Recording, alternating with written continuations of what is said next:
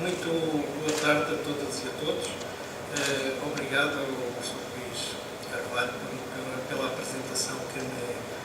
fez, muito amável, e é sempre um enorme prazer voltar a revê-lo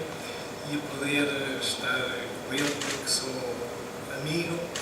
e também trabalhei com ele e, portanto, sei muito bem apreciar as suas qualidades em termos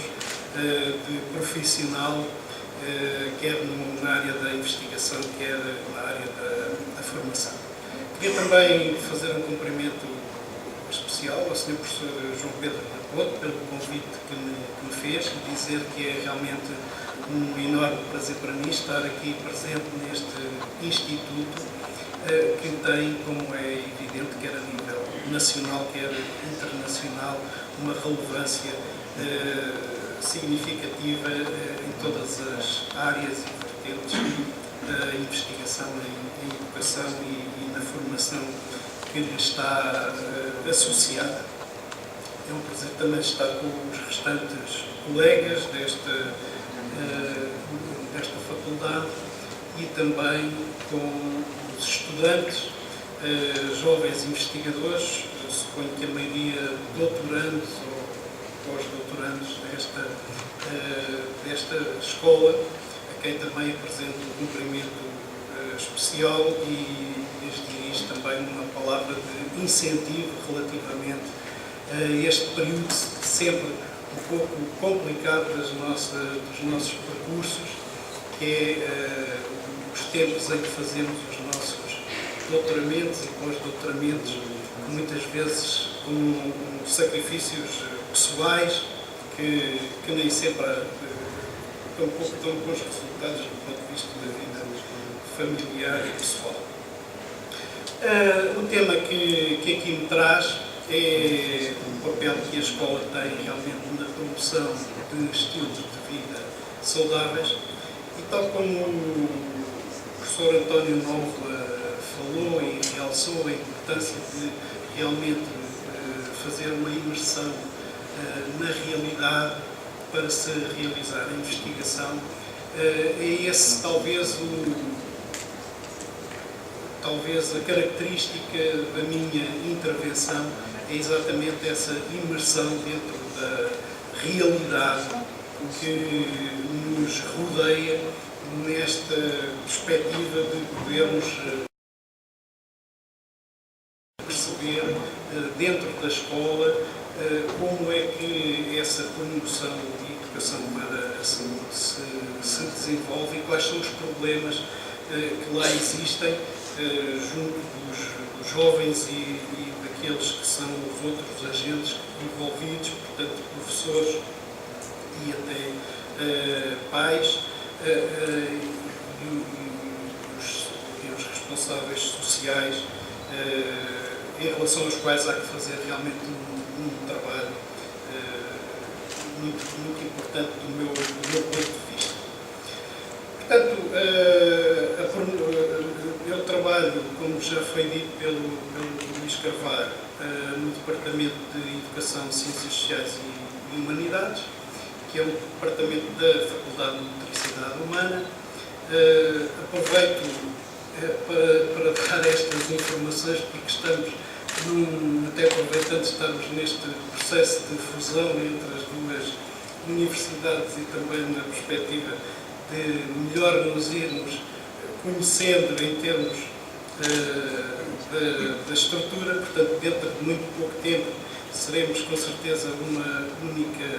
universidade. Creio que o nosso Conselho Geral tem previsto já a eleição do reitor para o dia 25 deste mês, ou melhor, a tomada de posse do reitor, porque acho que a eleição está prevista para o dia 15, e portanto a partir desse dia, em princípio 25 de julho,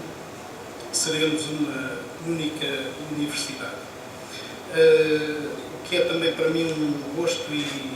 um motivo realmente para ter expectativas grandes entre a possibilidade que se abre de podermos fazer um percurso de cooperação mais intenso ainda do que aquele que temos realizado até este momento. Portanto, como vos digo, na nossa escola, na FMH, existem dois departamentos com alguma dimensão, este e o departamento de desporto e saúde, e mais duas secções autónomas. Eu pertenço, em termos de investigação, ao designado Centro de Estudos em Educação para a Saúde, que é coordenado pela minha colega Margarida Gaspar de Matos. Temos desenvolvido em conjunto, desde 98, um conjunto de trabalhos, quer no âmbito de dois laboratórios, um que tem sede na nossa faculdade, que é o CIPER, e também o CMDT, que está ligado à Universidade Nova e ao Centro de Malária e Doenças Tropicais. E aquilo que é realmente o tema da minha conversa é que a educação e promoção da saúde assume realmente uma relevância particular nos tempos atuais, onde as ameaças à saúde se situam em grande parte no comportamento dos indivíduos. E sabendo que esse comportamento e estilos de vida estão na base do potencial de saúde das populações e que grande parte do repertório comportamental, com implicações diretas e indiretas na saúde, se adquirem nos primeiros anos de vida, e em particular neste período da adolescência, a educação e a promoção da saúde têm uma importância muito especial como estratégia de intervenção universal. É esta mesma área onde se pode alcançar um caráter de extrema relevância para os grupos até que são, no fundo, mais vulneráveis e que, nomeadamente, têm problemas socioeconómicos e outros problemas de desenvolvimento da saúde comprometida. Portanto, neste âmbito, torna-se fundamental proporcionar intervenções universais e ou seletivas que possam ir ao encontro desta necessidade. Portanto, é nesse contexto que, inclusivamente, na conferência que se passou em 2009 em Vilnius, relativa às escolas promotoras da saúde, foram efetivamente inventariadas certos alvos e objetivos, como o promover a educação para a saúde orientada para a ação como parte integrante do currículo. Portanto, esta necessidade de termos integrado no currículo escolar estes temas da educação para a saúde, considerar o próprio conceito de promoção da saúde e bem-estar dos alunos como algo de relevante, desenvolver as políticas de saúde na escola, desenvolver o ambiente físico e social da escola, desenvolver competências para a vida, fortalecer os laços entre a família e a comunidade, fortalecer a parceria com os serviços de saúde. E, portanto, é a partir deste quadro de questões fundamentais para se fazer uma intervenção em educação e promoção para a saúde que considero realmente que nos devemos mover. A própria escola em Portugal tem este conjunto de preocupações, elas estão assinaladas e são trabalhadas, apesar de, como vamos ver um pouco mais à frente, neste último período, portanto, nestes últimos, sobretudo, 2 anos, ter havido um revés na intervenção que é feita ao nível das escolas em termos de educação e promoção da saúde. Para isto é fundamental que se entenda como é que as crianças e os jovens que estão nas escolas integram determinadas competências e determinados comportamentos nos seus estilos de vida, e para tal é também fundamental perceber que problemas, que obstáculos, que barreiras estão realmente a interpor-se para que esses comportamentos e competências que reconhecemos como fundamentais para um estilo de vida ativo e saudável estão a evoluir. Portanto, na minha intervenção tentarei caracterizar quais os problemas que existem neste âmbito, identificar algumas causas para esses problemas e tentar dar algumas soluções que pudessem ultrapassar esses mesmos problemas e situações. Portanto, começando por percebermos quais os problemas, podemos identificar agora, sobretudo que estamos em um tempo de praia, estamos a ver aqui as costas de uma rapariga, de uma adolescente, e que evidencia realmente um dos problemas que existe na população adolescente e jovem em Portugal, que é um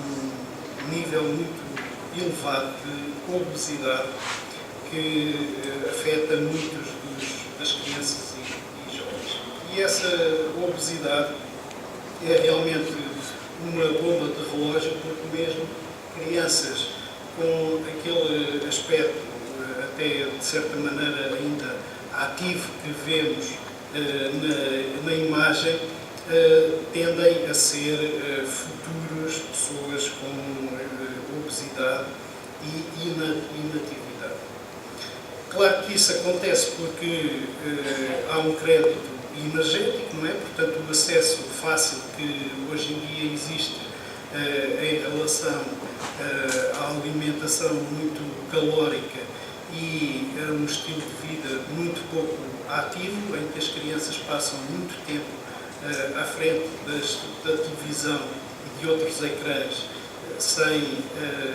fazerem atividade, e que se opõe, evidentemente, a um estilo de vida do ponto de vista alimentar e da atividade física pode com certeza ser muito mais saudável e até ajudar-nos, de certa maneira, a perder algum peso. Esse problema da obesidade é hoje realmente um problema muito grave na nossa população em termos mundiais, porque, na verdade, a muito curto prazo, e estes números são números que foram ultrapassados em termos das previsões, teremos qualquer coisa como 2,5 mil milhões de adultos com excesso de peso quando chegarmos daqui a 2 anos a 2015. Portanto, este problema atingiu uma dimensão ainda mais grave do que o problema da subnutrição e da fome no planeta.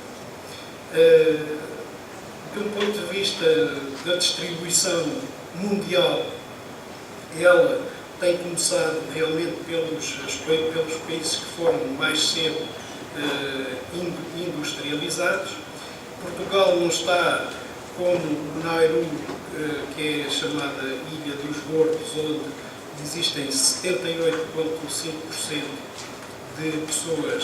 com obesidade, mas numa perspectiva europeia estamos numa posição que não nos é nada favorável, principalmente em termos de jovens. Nesse estudo HBSC em que tenho estado envolvido, percebemos que Portugal estará com 14,3 pessoas em termos do número da obesidade. Esses dados também são dados por outras pessoas, algumas, por exemplo, a professora Isabel do Carmo, da nossa universidade, que aponta para níveis também muito próximos, como que é o caso de 14,2. Dir-se-ia que isto é uma característica, talvez, desta geração, porque muitas vezes se atribui que as crianças de hoje são verdadeiros tiranos, contradizem os pais, devoram a comida, e, portanto, será que realmente estamos a comer muito, ou que é uma característica de hoje? Esta frase que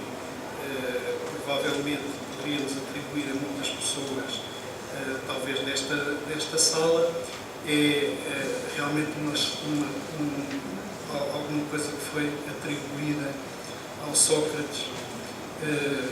Portanto, já há muito tempo que este Sócrates filósofo, não Sócrates ex-primeiro-ministro. E, portanto, não será talvez uma questão das características dos próprios jovens, será provavelmente uma característica daquilo que eles encontram realmente para comer. Portanto, se formos só para dar alguns pequenos exemplos, as pipocas que se comiam no cinema em 1950, o pacotinho tinha 174 calorias, hoje em dia o pacote que habitualmente se come no cinema de pipocas tem 1700 calorias, portanto, que dá para as necessidades energéticas de um adulto num dia. A Coca-Cola acontece a mesma coisa. Quando começou em 1916, as garrafinhas tinham 79 calorias. Hoje em dia a garrafa normal de Coca-Cola que se compra mais frequentemente tem 194 calorias. O mesmo acontece com as batatas fritas do McDonald's e com os hambúrgueres que comemos nas cadeias de hambúrgueres. Isto faz com que realmente não se augure uma muito boa evolução para a humanidade. Esta perspectiva, se calhar, não é sequer a mais derrotista, porque outras piores existem, tal como aquela que vê estes dois primeiros sujeitos a fazer pela vida, não é? Portanto, a ter que encontrar comida e a proteger-se da agressividade do ambiente, enquanto que este já, portanto, pertence à altura em que se, na perspectiva dos autores destas imagens, em que, portanto, a guerra serve como, digamos assim, uma limpeza da população para que não haja sobrepopulação. Neste momento inventou-se realmente a comida e a bebida muito calórica para não serem necessárias as guerras, para nós realmente regredirmos em termos populacionais. E, na verdade, estamos perante a primeira geração de pessoas que muito provavelmente vão ter maior morbilidade e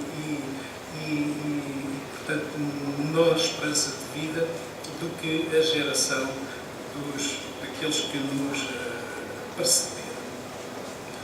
Portanto, o que é que, no fundo, aqui correu mal? Correu mal é que, do ponto de vista genético, o ser humano é realmente semelhante a um caçador da Idade da Pedra e foi deslocado através do tempo para um mundo que é completamente diferente e para o qual a sua genética não estava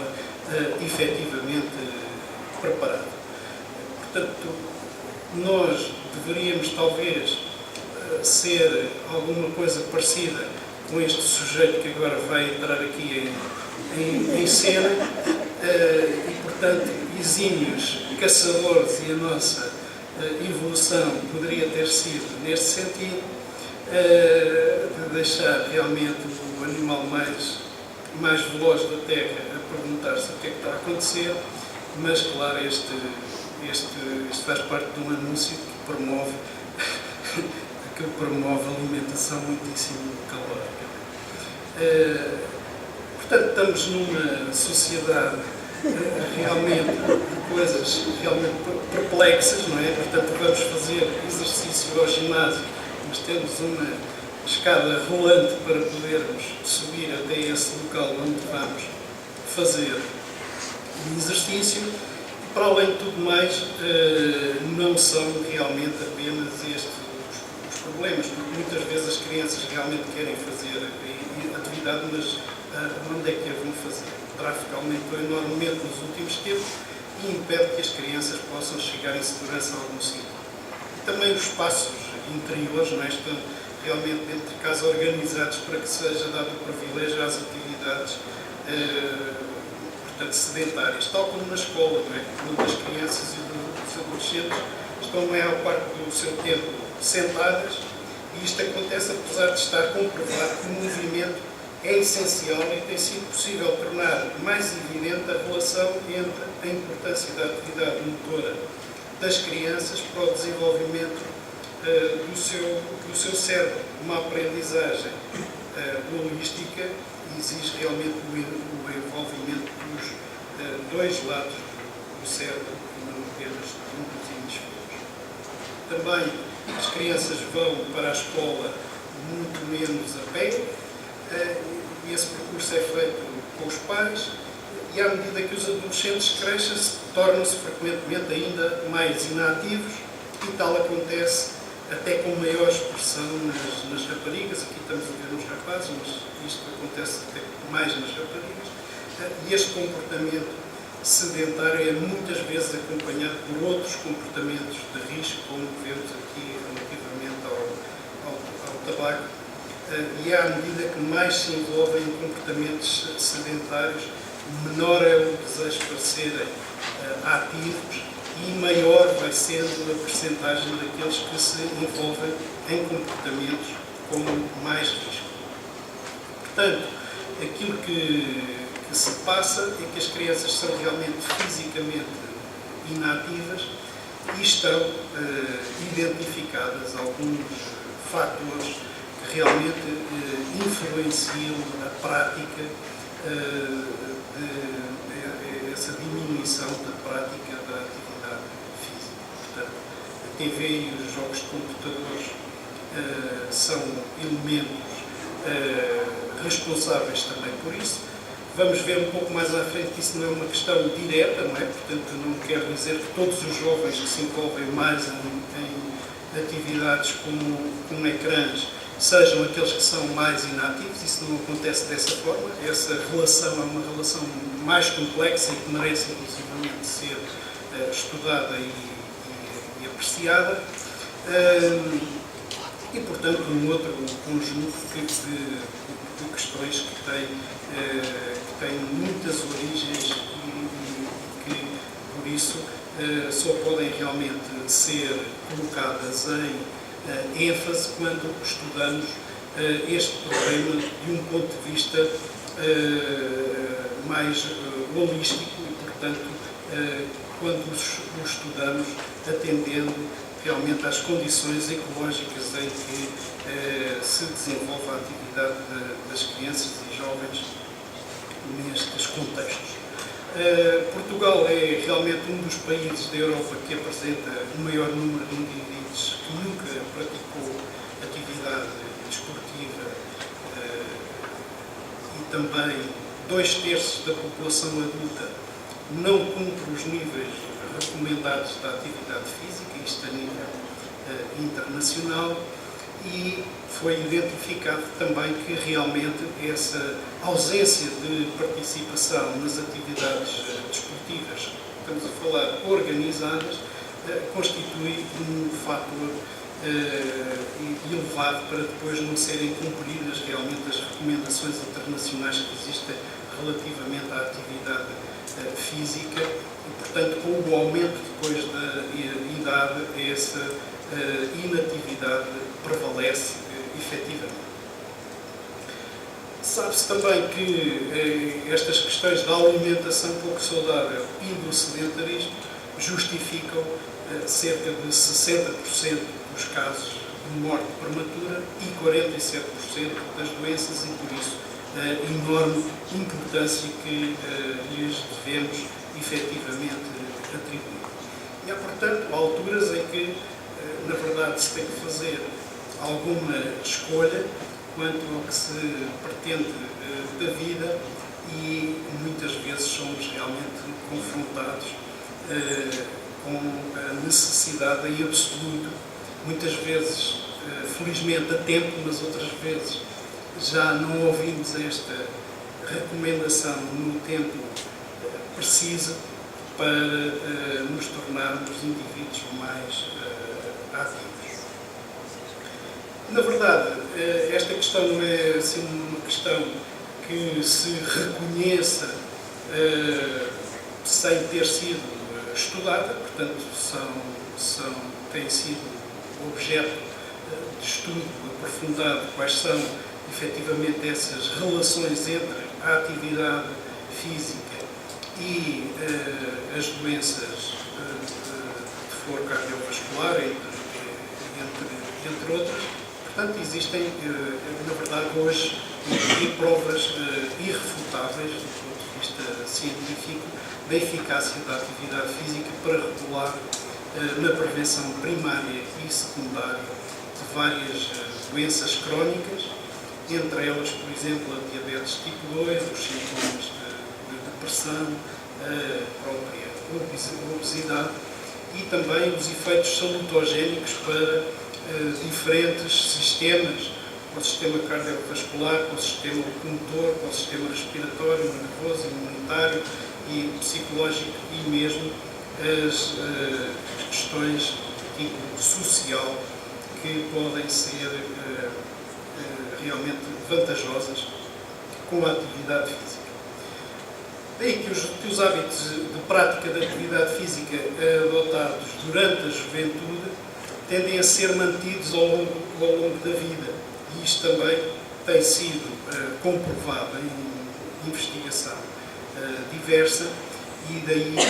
essa necessidade de podermos fazer uma intervenção clara,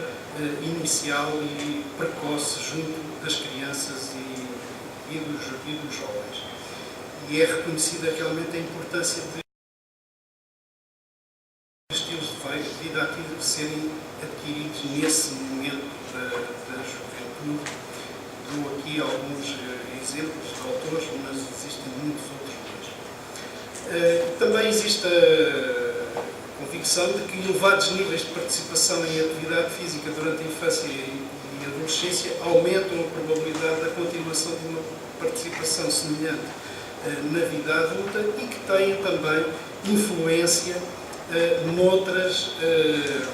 noutros sistemas e inclusivamente também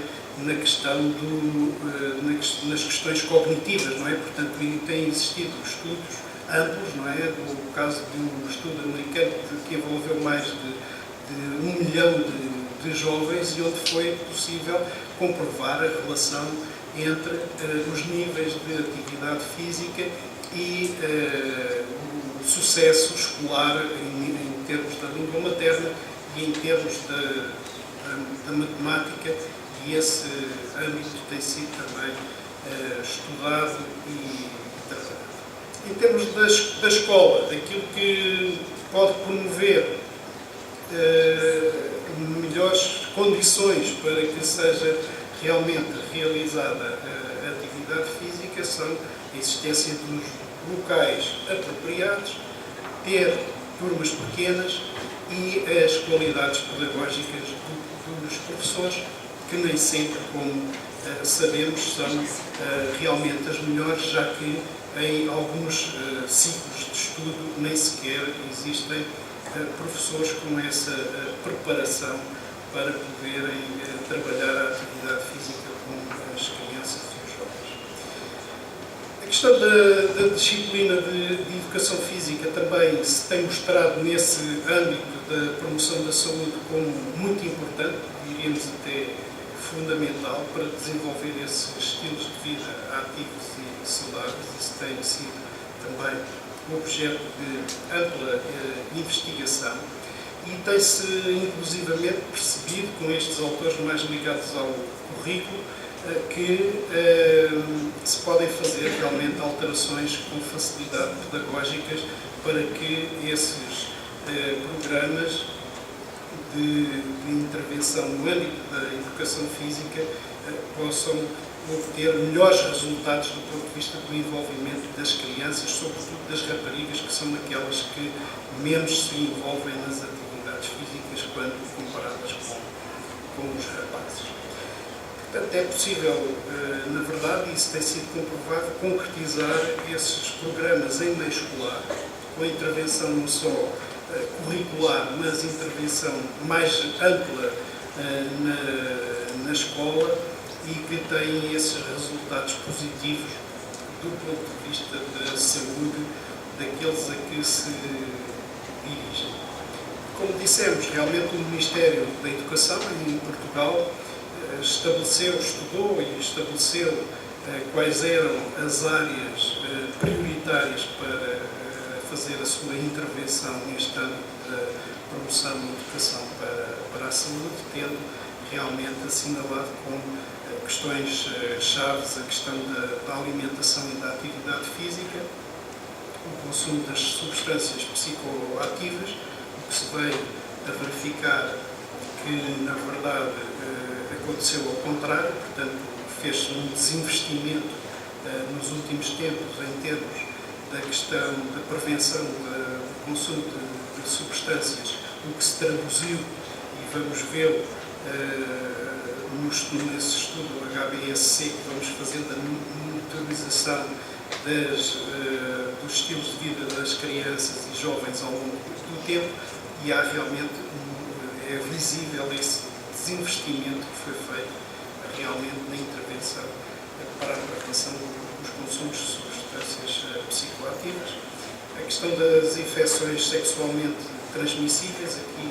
estamos bem, e a violência em meio escolar, onde também se tem mantido os números relativamente àquilo que se passa depois no terreno. A educação para a saúde deve apresentar-se como uma área de caráter obrigatório, portanto, do primeiro ao 12º ano. Sabemos que isto já não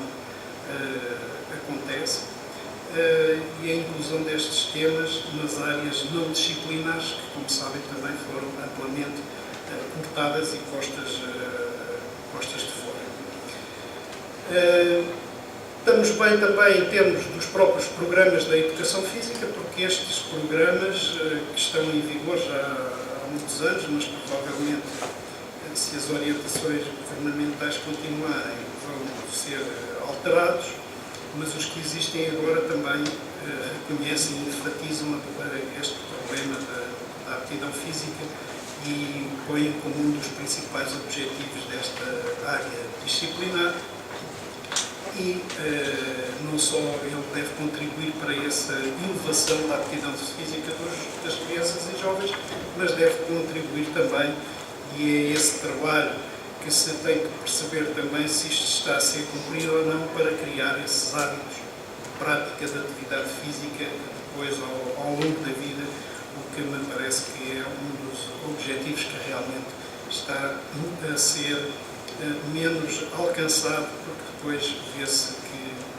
os adultos, jovens adultos, não fazem realmente atividade física, e naquele ato da passagem do secundário para o ensino superior, onde, como sabem, em muitos países existe atividade física muito mais organizada do que aqui em Portugal, e, portanto, essa inexistência de estruturas que promovam a atividade física nas universidades e outras escolas de ensino superior estão realmente a fazer com que depois, mesmo aqueles que são ativos até à saída da escola secundária, deixem de o ser quando vão para o ensino superior. É consensual que, através da educação física, é possível, existem estudos a comprová-los, que estão aqui enunciados alguns, desenvolver estilos de vida saudável, prevenir doenças e reduzir os gastos com os cuidados de saúde, mas também se sabe que é fundamental que se definam essas estratégias de promoção da atividade física centradas na educação e nos estilos de vida, e que se remeta para um segundo plano a questão dos níveis de aptidão física e a questão central da saúde. Isto porque nós sabemos que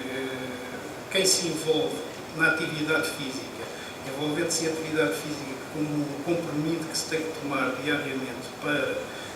se ser saudável, a maior parte dessas pessoas, cerca de 50% dessas pessoas, acabam por abandonar a atividade física. Portanto, tem que se levar para uma questão do prazer de realizar as próprias atividades, como oportunidade social de interação e para todos os benefícios que, a nível psicológico e social, essas atividades podem efetivamente promover. O problema, no entanto, não é apenas um problema de nível de aptidão física, é um problema também de outras capacidades físicas de coordenação que as crianças e jovens atualmente não têm. Têm menos equilíbrio quando comparadas com o que acontecia no passado e também aquilo que era, por exemplo, dado no passado como adquirido, que uma criança conseguia fazer o regulamento à frente, aqui percebe-se que isso está longe de assim acontecer. Existem muitíssimos problemas de falta de coordenação e aquilo que estes jovens estão a fazer, por exemplo, aqui que este jovem está a fazer aqui, que é manter na direção, conseguir olhar para trás sem mudar a direção da sua bicicleta, é uma coisa que a grande maioria das crianças e jovens hoje não consegue fazer. Portanto, com o aumento do tráfego e a incapacidade de coordenação que têm, torna-se realmente um enorme perigo andarem na estrada. Uma criança que, como esta, não tem equilíbrio para realizar atividades mesmo elementares, perde o interesse por fazê-las e pode desenvolver problemas de autoestima e relacionamento, porque os outros, claro, que acham que ele é um grande empático e que não consegue participar nas atividades com os outros, são incapazes de se divertir nestas atividades e a sua autoconfiança realmente fica em causa.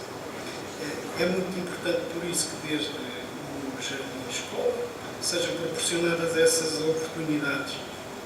muito variadas de movimento, que claramente acontece, por exemplo, neste jovem, nesta criança, e que não acontece em muitas outras, e mesmo assim este tem claramente algumas dificuldades. Enquanto crianças de 4 anos são capazes de movimentar simultaneamente 4 bolas, outra da mesma idade pode nem ser capaz de apanhar um objeto que é lançado na sua direção. Esta é mais frequente do que nos outros anteriores. As crianças que são expostas a uma variedade mais rica de movimentos utilizam mais intensamente as conexões entre determinadas áreas do seu cérebro, consolidam essas conexões e o fluxo da informação processa-se realmente mais rapidamente e com maior precisão e os movimentos tornam-se mais precisos. A falta de atividade faz com que seja necessário muito mais tempo para aprender mais tarde outros movimentos. A inatividade realmente conduz à atrofia das conexões e o fluxo da informação torna-se mais lento e passa a ser necessário mais tempo para reagir. O desporto e o movimento, de uma forma geral, torna-se menos agradável. E o treino de um atleta de alto nível faz-se não só com a modalidade que ele pratica e que o próprio reconhece a importância que teve, o facto de ter tido uma infância bastante ativa, em que a sua mãe sempre fez também atividade física com ele. A variedade de ações motoras que desde cedo se habituou a realizar deram realmente um importantíssimo suporte para a vida e mesmo no desporto de alto nível que atualmente pratica, pode usufruir dessa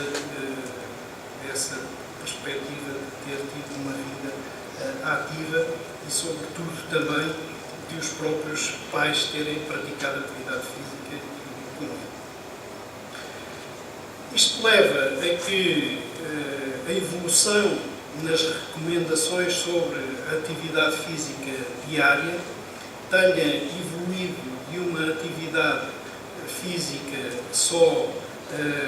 apenas em termos de suscitar uma melhor aptidão aeróbica e, portanto, de se fazer atividade diária, mas apenas atividade que pudesse suscitar, sobretudo, o sistema cardiovascular, para fazer recomendações relativamente aos jovens, onde se incluem também outras capacidades físicas, como é o caso da força e da flexibilidade. Recomendações estas que não são realmente fáceis de cumprir, como imaginam, e se centremos apenas nas que são recomendadas para as crianças. Hoje, os grupos de consenso que se têm reunido nesta matéria dizem que é necessário um mínimo de 7 vezes por semana 60 minutos de atividade física moderada ou moderada a vigorosa para as crianças e jovens, incluindo 3 vezes atividade com atividades de velocidade, ou melhor, desculpa, 3 vezes com atividade vigorosa e 3 vezes também dessas 7 que incluam força e flexibilidade. Claro que um dos aspectos que nos temos centrado é tentar perceber em que medida é que essas recomendações são realmente efetivas e em que medida é que as nossas crianças e jovens cumprem estas questões. No entanto, não se pode, com certeza, perder de vista que os estilos de vida incluem muitos outros aspectos e fatores que não se reduzem apenas às questões da obesidade e às questões da inatividade física, e é nesse contexto mais amplo que se tem estudado esta questão, porque concordamos com o que Lawson diz, que realmente a educação para a saúde é a arte e a ciência de ajudar as pessoas a manter ou modificar as suas características emocionais, sociais, intelectuais, espirituais e físicas para lhes proporcionar realmente uma maior harmonia, tanto a nível da saúde, em termos individuais como coletivos, e essa dimensão coletiva é muitíssimo importante e preponderante, e daí que realmente os casos da pobreza e da exclusão são aspectos que têm um peso enormíssimo nesta balança daquilo que são a adoção de estilos de vida saudáveis. No trabalho que temos vindo a desenvolver no nosso centro de estudos e que consiste principalmente num questionário que é aplicado todos os 4 anos a nível internacional, temos feito, digamos assim, um retrato da população portuguesa que depois se junta ao retrato internacional, neste momento já com 44 países envolvidos. E deste trabalho temos percebido, em termos sumários, não é, que nas raparigas os problemas comportamentais estão mais relacionados com a internalização, ou seja,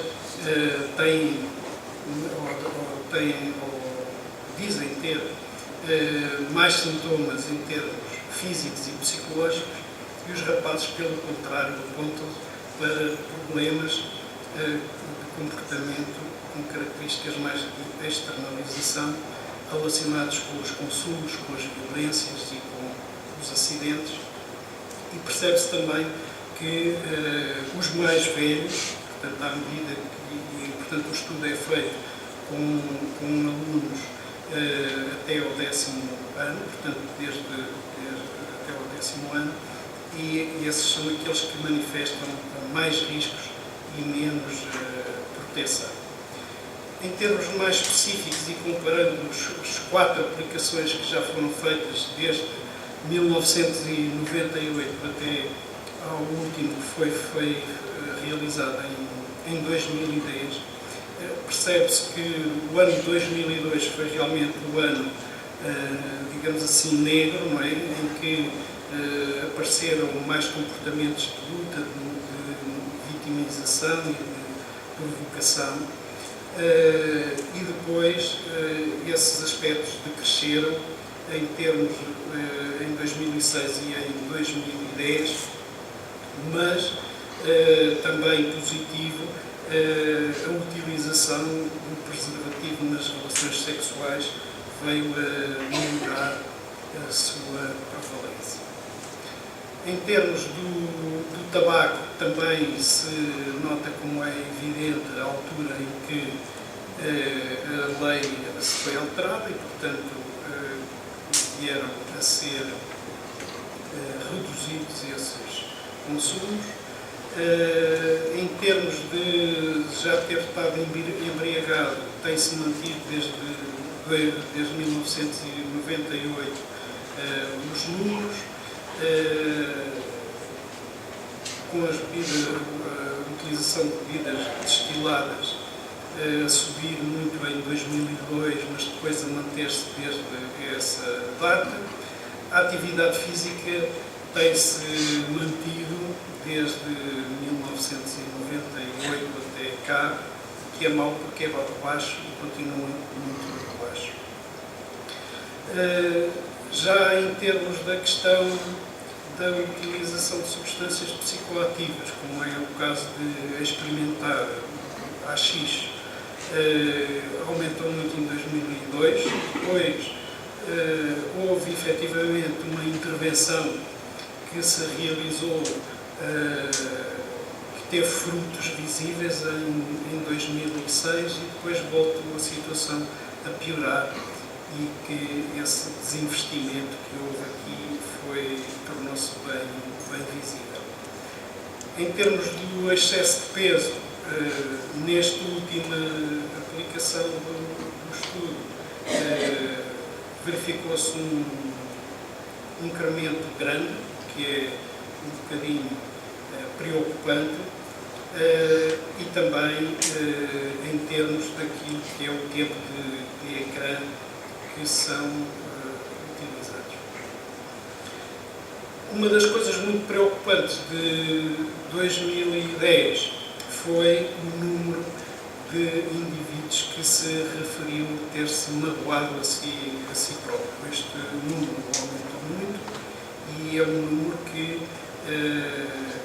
está nos 15,6% em termos das crianças e jovens de 8º e 10º anos, sendo que, sobretudo, isso é feito sobretudo nos braços, mas também nas pernas, na barriga e em outros locais.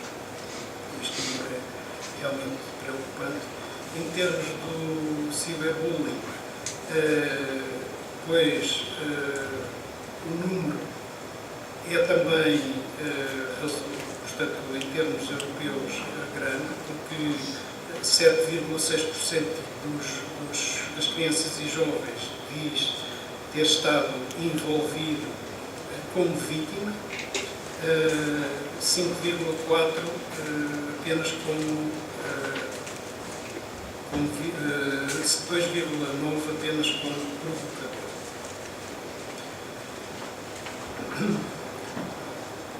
Em termos dos locais onde as provocações, não é, ocorreram na escola, o recreio é realmente o local mais habitual e aquilo que as crianças e jovens dizem fazer nessas situações é principalmente não fazer nada, afastar-se e não fazer nada, e é realmente reduzido o número, mas muito preocupante ainda, daqueles que encorajam esse tipo de provocações e, portanto, é assustador.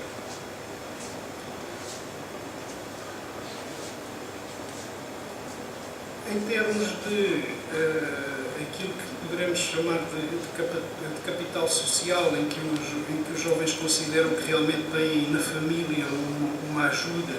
e que os ajuda a tomar decisões, tal como os amigos o ajudam a partilhar esses problemas, vê-se que há efetivamente uma diferença, em muitos casos significativa. Portanto, todos aqueles que têm aquelas estrelas são aspectos significativos, não é? Por exemplo, o consumo do tabaco é muito maior. Aqueles que consomem tabaco e que consideram que não têm esse apoio familiar, nem têm amigos com quem partilhar problemas que consomem. Também nas questões das lutas e das violências e também, inclusivamente, na questão de magoar-se a si próprio, onde também há uma diferença muito grande, comparando grupos dos que consideram ter esse apoio familiar e dos amigos, comparativamente com aqueles que dizem não poder beneficiar. Também em relação à escola e àquilo que são a percepção que as crianças e jovens têm do apoio que estes lhes transmitem, portanto, vê-se que, na verdade, aqueles que acham que têm pouco interesse da parte dos seus professores da escola, também são aqueles que consomem mais tabaco, que mais vezes se embriagaram, que mais vezes consumiram drogas, por aí fora, também constataram nesse quadro. Tenho até aqui hoje. Tá?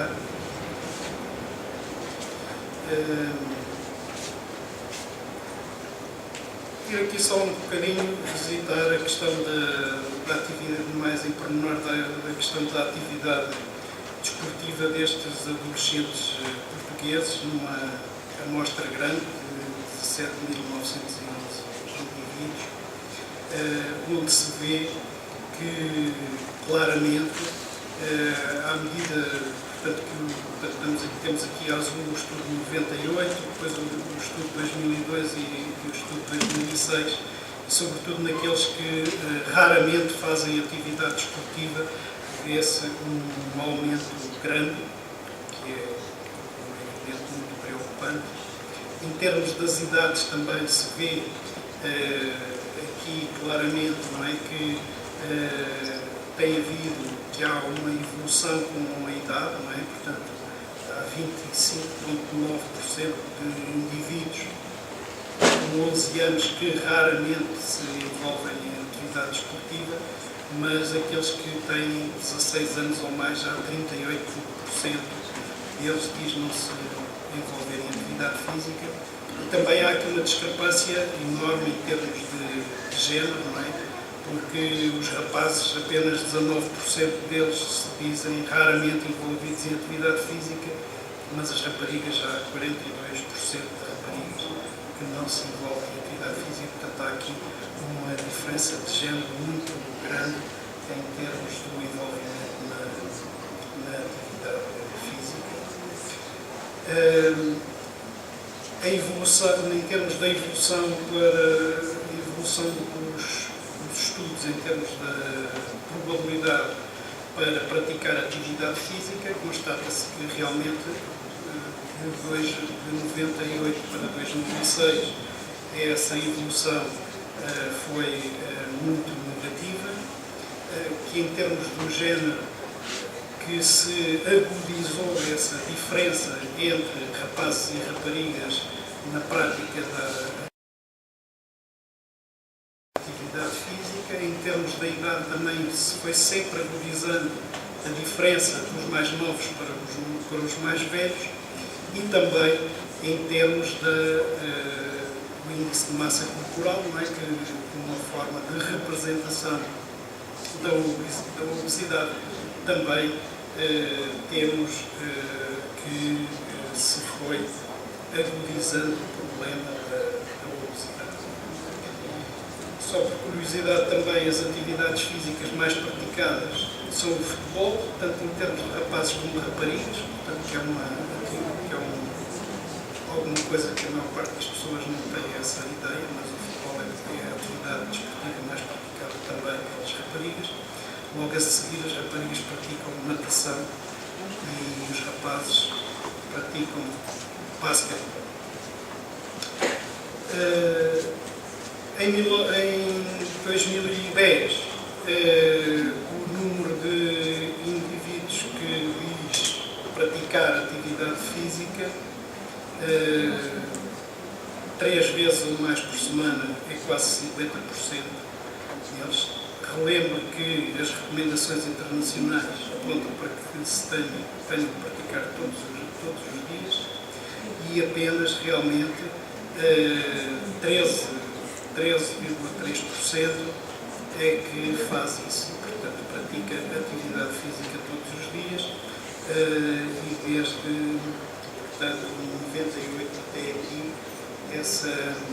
prática da atividade física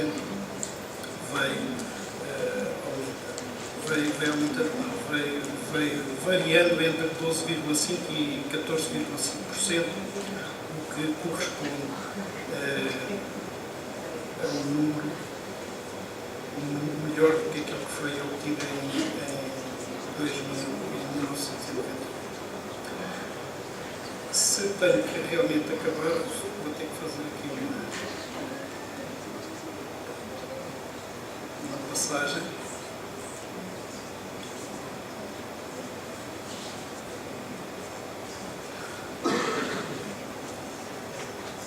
Talvez para terminar mesmo, portanto, é porque estes aspectos, digamos assim, mais talvez conceptuais daquilo que se passa em termos do que se pode fazer e do tipo de estudos que se podem desencadear, é algo que se encontra com mais facilidade nos manuais. Eu deixaria apenas então uma recomendação terminal, utilizando mais uma vez um excerto de um vídeo que foi feito por colegas suíços, mas para o qual eu também participei como consultor e que identifica, a meu ver, bastante bem todas as coisas que podem realmente ser feitas para melhorarmos a atividade física e os estilos de vida das nossas crianças e jovens. Portanto, as crianças e os adolescentes necessitam de movimento. 1 metro quadrado é realmente muito pouco para ele e eles têm necessidade de explorar as coisas e um parque pode ser mais útil para isolar as coisas em que eles não podem mexer do que propriamente para os isolar a eles. Os pais podem organizar os espaços de forma a que as crianças os utilizem de forma a corresponderem às suas necessidades de movimento. As coisas muito simples são habitualmente aquelas que são melhores. Não é? Um quarto sem absolutamente nada lá dentro é muitas vezes o melhor que se pode proporcionar a uma criança para que ela possa ser ativa dentro de casa. Também o exterior que a própria natureza proporciona é habitualmente suficiente e rico. Poder brincar e jogar em grupo é muito importante e a existência de espaços nos bairros de habitação para as crianças e adolescentes poderem realizar atividade em grupo e em segurança ao ar livre é crucial para o seu desenvolvimento e as autarquias realmente ao aprovarem projetos de construção e os próprios arquitetos que os planeiam deviam estar mais atentos a estas necessidades elementares das crianças e dos jovens, os espaços onde se possam realizar essas atividades. Há realmente 3 formas dos pais encorajarem os seus filhos a praticar atividade física. Uma é colocarem-nos diretamente em atividades organizadas, como por exemplo na natação ou na ginástica, mas também os podem incentivar e principalmente assim a fazerem atividade como eles próprios.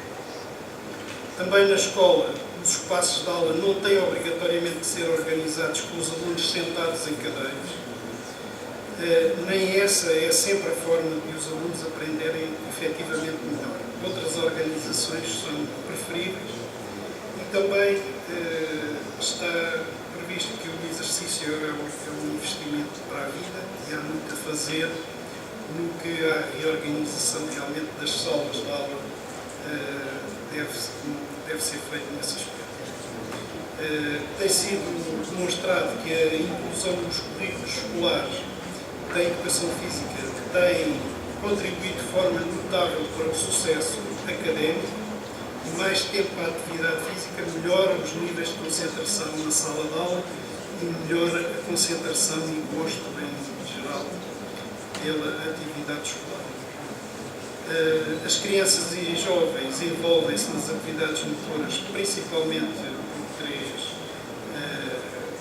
razões: porque necessitam de contacto social, e segundo, simplesmente porque se querem divertir e ter